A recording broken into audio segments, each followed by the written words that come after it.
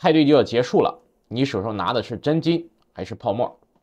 朋友們，我先問你一個扎心的問題啊，如果你是老闆，燒了2年錢養了一個 AI 團隊，到了2026年還拿不出業績，你覺得你是會繼續加碼，還是會直接砍預算呢？這就是2026年華爾街要對科技巨頭們問的一個問題。美銀美林說的很直白， AI 投資現在要從這個基建狂魔切換到收租模式了。過去2年，大家瘋狂的砸錢買 GPU 建數據中心，就像蓋了一堆5星飯店。那問題來了，客人在哪兒呢？房間訂出去了嗎？回本了嗎？2026年下半年，這場 AI 成績單大考就要來了。誰能交得出漂亮的數字，股價就會繼續飛。誰交了白卷 ROI 疲勞症就會讓投資人呢用腳投票。那我們呢，先來看看7大巨頭的年度成績單。如果把市場看成一個班級，科技7巨頭看成是學生的話，那麼谷歌呢漲了是 65.8%， 絕對的全班第一。從 AI 輸家到翻身從這個 Gemini 到搜尋業務的表現強勁。英偉達漲了 39.6%， 班長這個級別的硬件之王 Blackwell 芯片呢持續供不應求。微軟漲了 15.7%， 屬於成績穩健生。Meta 漲了 13.9%， 後進生。雖然上半年低迷但下半年廣告和它的開源生態開始能夠變現了。特斯拉漲了 12.4%， 是屬於一個話題王，容易受政治和自動駕駛政策的影響。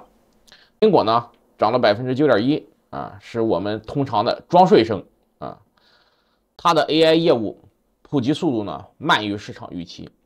亞馬遜漲了 6%， 墊底但是蓄勢。AWS 增長穩定，但零售利潤受宏觀影響比較大。這個問題的關鍵不是誰漲得多，而是誰的 AI 故事最能變現。亞馬遜看起來是最笨的，其實是最聰明的。你知道為什麼華爾街幾乎所有的大行都把亞馬遜列為了2026年的首選嗎？因為它是唯一不把雞蛋放在一個籃子裡的玩家。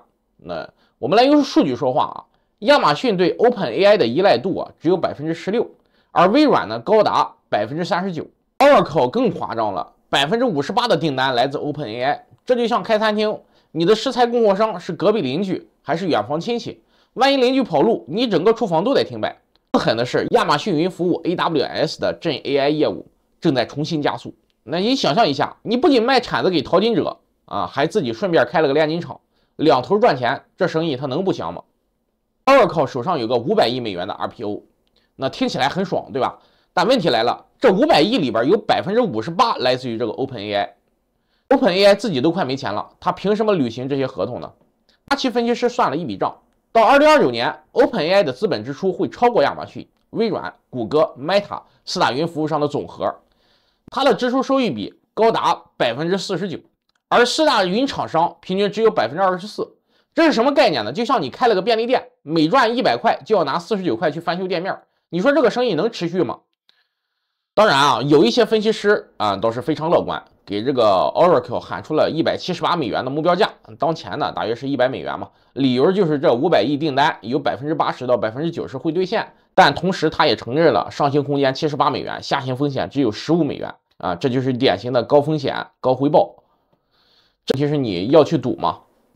当然市場上還有一個更瘋狂的預測， PLTR 在2到3年內市值會到1萬億美元。讓我們來一起算個賬目前它的市值是5000億美元，2026年預期營收是65億美元，市銷率呢預約是77倍。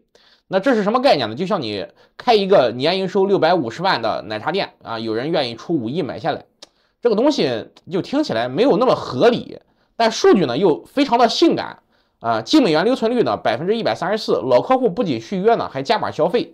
美國商業業務增長呢是 125%當然是最近1季度連續2季單季營收突破10億美元。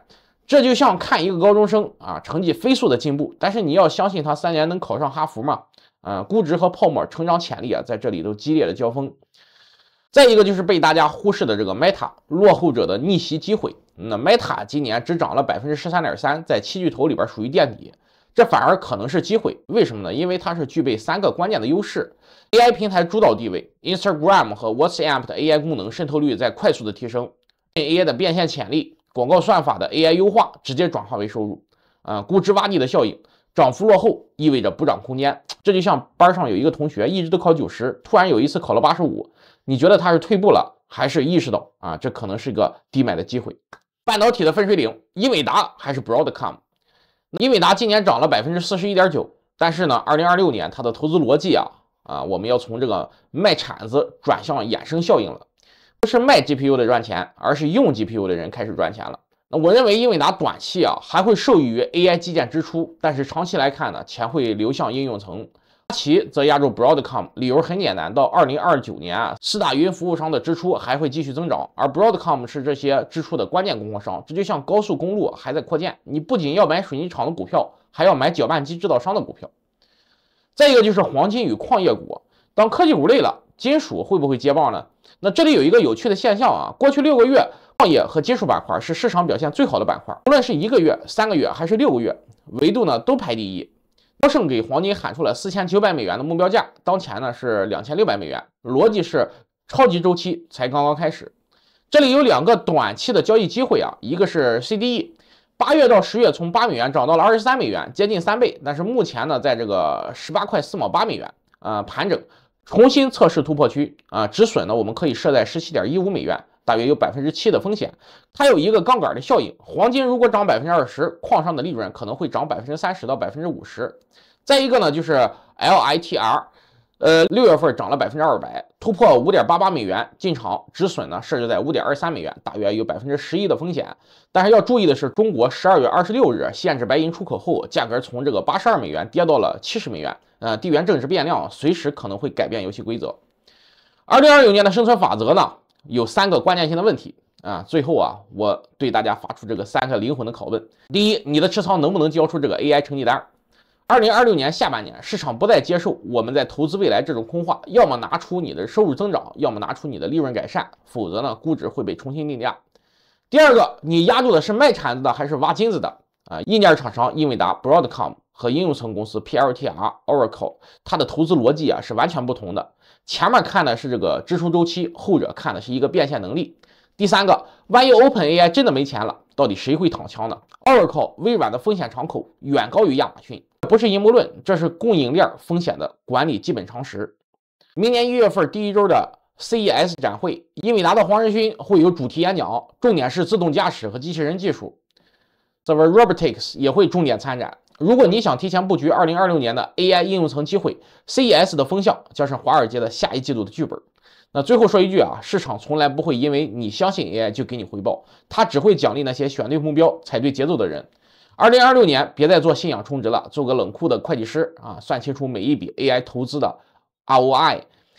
派對還沒結束，但燈已經開始亮了。好了，以上就是本期節目的所有內容，我是老林，我們下期再見，拜拜。